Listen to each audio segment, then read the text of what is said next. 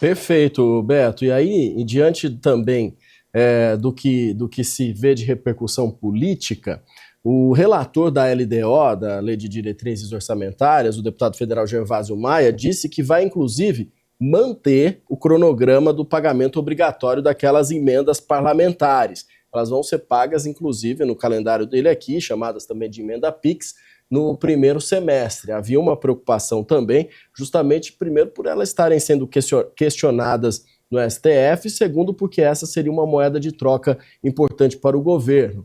Mas a minha pergunta vai mais no sentido do seguinte: o governo se queixa da falta de preocupação com as questões financeiras, com a própria questão da responsabilidade fiscal do Congresso, né? O governo se queixa que o Legislativo não segue as mesmas regras do Executivo em relação a essa preocupação com o fiscal. No seu ponto de vista, 2026 vai ser um ano para o governo passar a contar com esse apoio, com essa ajudinha, ou pelo que a gente já vê dessas demonstrações, como essa, por exemplo, o Congresso não quer nem saber de ajuste fiscal quando se fala em cortar na própria pele. Quer que o governo, sim, corte, mas nas suas emendas, ninguém mexe.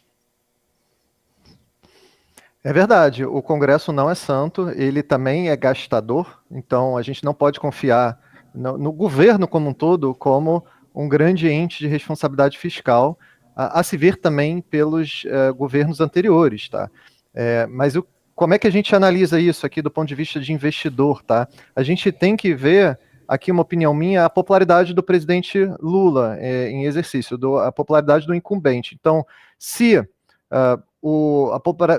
se começa a ficar mais óbvio que as chances de reeleição são maiores, o Centrão e outros partidos vão querer, obviamente, abraçar essa causa, como fizeram ali na PEC dos precatórios, tá? Na PEC, desculpa, da transição, em que se gastou 200 milhões de reais nessa transição do governo, porque o Legislativo apoiou a vitória do presidente Lula e, como contrapartida, você teve aquela PEC da transição, que foi o início de um governo já mal sucedido do ponto de vista fiscal.